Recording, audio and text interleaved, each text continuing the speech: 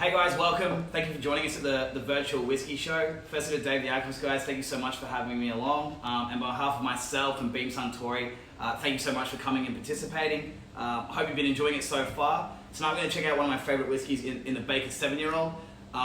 Do not be alarmed if you've seen some different bottles online or you happen to have a different bottle yourself. We have done a rebottling of the Baker's. The liquid is for the most part very much the same. It's still the same great juice, same great ethos that goes into making it. So if you do have a different bottle, you can still enjoy it with us. No worries at all. So basically, guys, what we had is the Beam family is sort of the longest standing of the largest whiskey producers, 1795.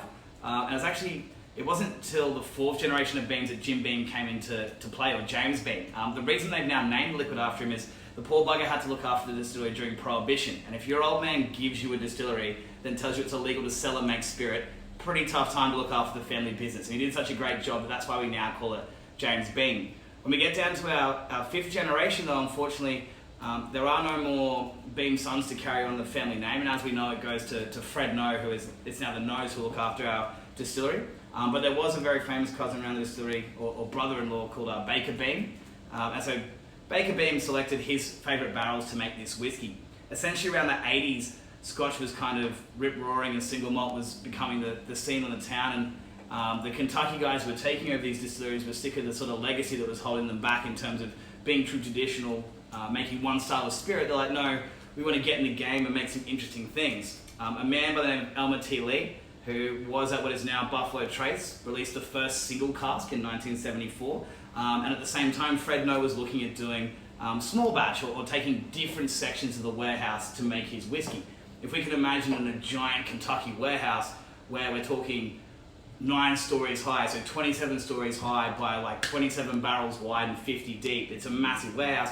The flavor you get on the outside, the center, the top, the bottom is all very different. And even though it's the same liquid that goes in those barrels, for the same time, after 7 years, you can imagine there's a different palette of flavors. We've got sweet here, spice there, fruit here, dryness there. And so the guys come to look in the warehouses for their favorite sections. Baker's favorite section is a giant line through the warehouse, kind of close to the center. What he wants is he wants those sort of softer, mellower fruits, but he's also looking to get the best of both worlds in that drying spice and that chewy caramel. We've also got a bottle at 107 proof, or 53.5 ABV. And so this whiskey, guys, is a big one. It's for your true Kentucky drinkers. It's got that lovely spicy nose, that kind of chewy fruit, and that big sort of finish of spice and sweet in that Kentucky swirl. So guys, I'm gonna have a little try with you. When we're trying a whiskey, please go with the nose first. When you drink your whiskey, tell me to bugger off, drink it how you want, but we're gonna go with the nose first.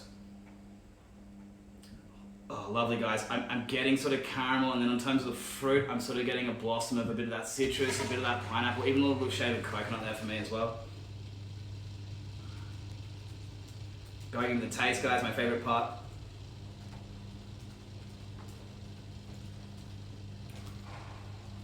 Guys, it's big. I get it around the mouth. There's still a bit of fruit there, that chewy tropical fruit. Even you might start to pick up some like mango, maybe a bit of stone fruit like peach coming through there as well. And then we get to the finish and it lingers a little bit before it dries off with some of that toasted oak at the back. You get some of those vanillas and soft caramels coming through as well. You might find a little bit of like sort of banana or banana bread in there. Just a really well-rounded whiskey for something so big, guys. Absolutely delicious. I hope you enjoy this whiskey and I hope you've enjoyed. Enjoy the rest of your show. Cheers.